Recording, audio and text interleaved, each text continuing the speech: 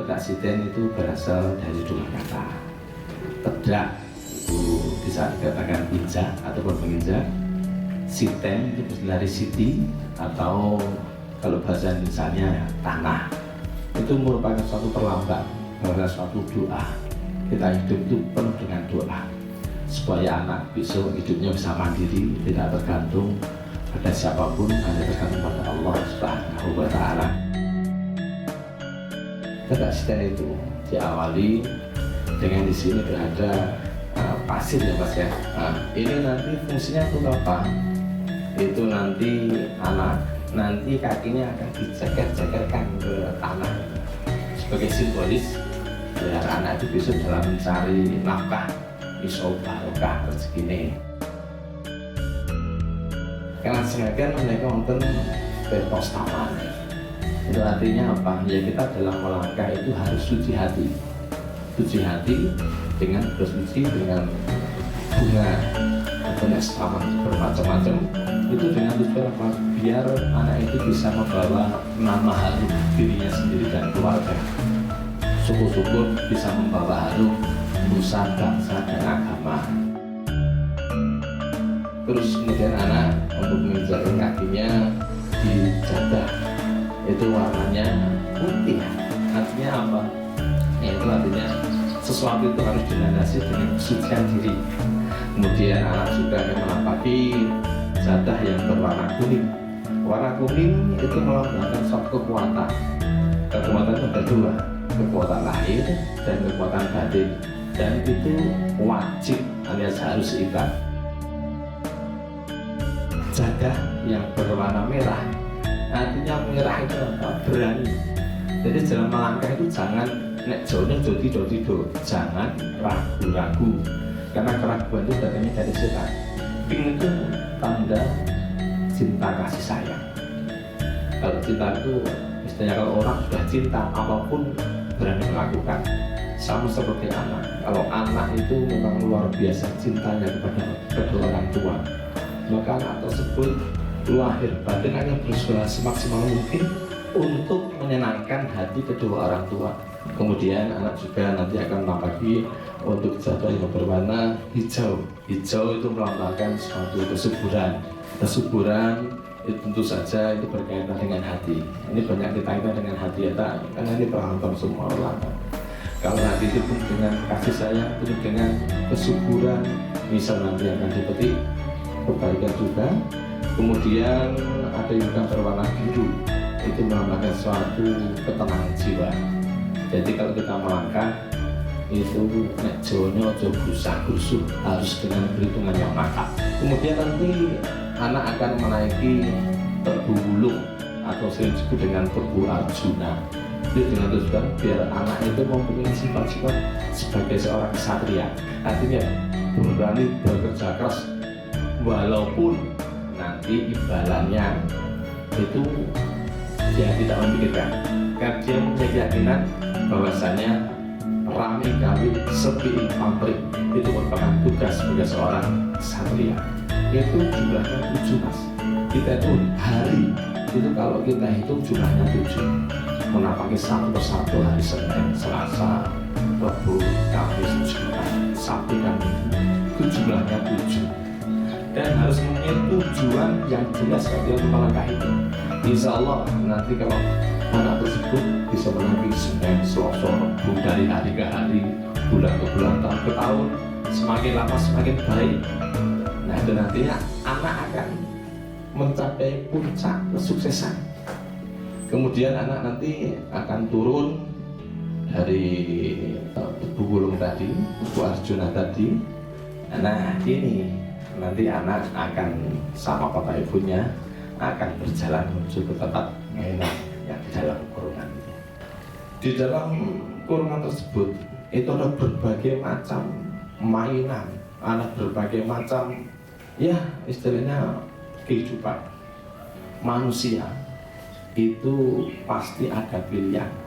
Jadi kita mau milih yang baik juga bisa, milih yang jelek juga bisa.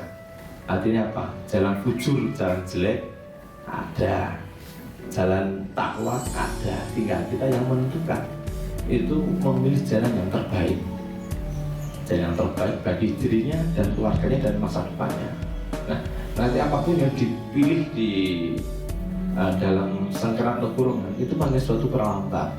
Apa yang dipilih anak itu wajib nanti orang tua dan jangan yang kuyung, karena ridho Allah itu tergantung dari ridho orang tua. Setelah nanti anak dari permainan, kedua orang tua ini diudik, kemudian anak akan mandi dengan air gigi Jawanya. Air gigi itu nggak sembarangan air. Karena apa? Air gigi itu diambil oleh kedua orang tuanya. Itu mengambil pada malam hari jam 10 sampai jam 12 malam. Setelah itu maka air tersebut diembun-embunkan.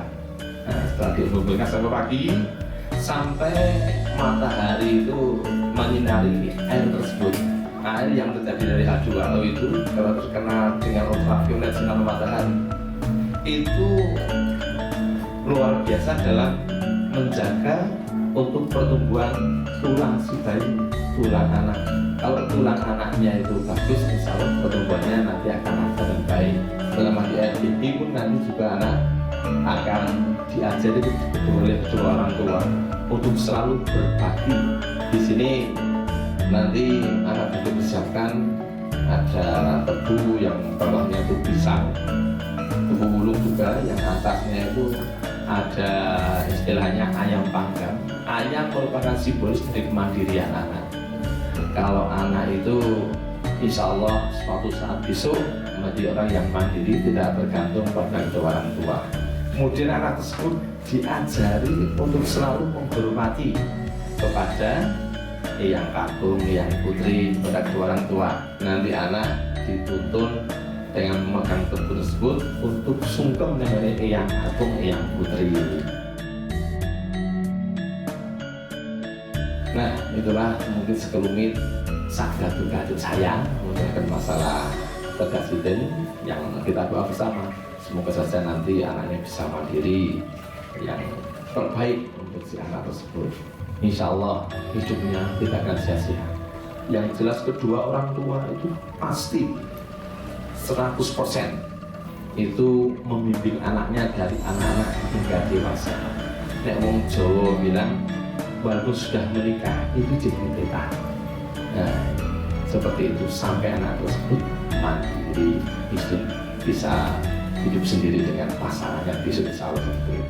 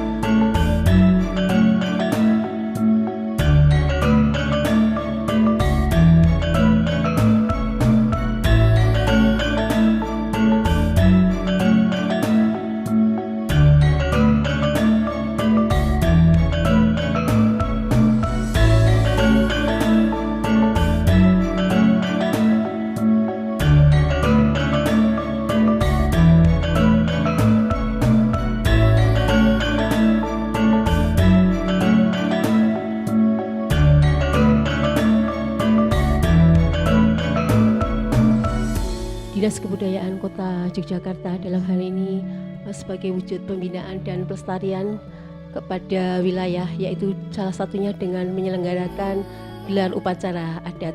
Pada kesempatan siang hari ini, gelar upacara adat dilaksanakan di Rintisan Kelurahan Budaya Cokro Diningratan. Maksud dan tujuan pelaksanaan dari gelar upacara adat ini yang pertama, satu, untuk menguri-uri kembali nilai-nilai budaya lokal yang ada di wilayah kecamatan ataupun kelurahan. Yang kedua, memberikan informasi kepada generasi muda supaya untuk lebih mencintai nilai-nilai budaya yang ada di masyarakat dengan perkembangan zaman yang sangat maju ini. Kami dari Dinas Kebudayaan Kota Yogyakarta mengucapkan banyak terima kasih atas bantuan dan kerjasamanya, sehingga salah satu program dan kegiatan dari Dinas Kebudayaan Kota Yogyakarta khususnya di bidang adat, seni, dan tradisi dapat terlaksana dengan baik. Sekali lagi kami ucapkan terima kasih kepada masyarakat Kelurahan Cokro Diningratan. Kami harapkan ke depan selain bisa menggali potensi wilayah juga bisa mendatangkan wisatawan, karena bagaimanapun antara kebudayaan dan pariwisata harus bersinergi dalam pelaksanaannya untuk kemajuan pemerintah Kota Yogyakarta. Terima kasih. Assalamualaikum warahmatullahi wabarakatuh.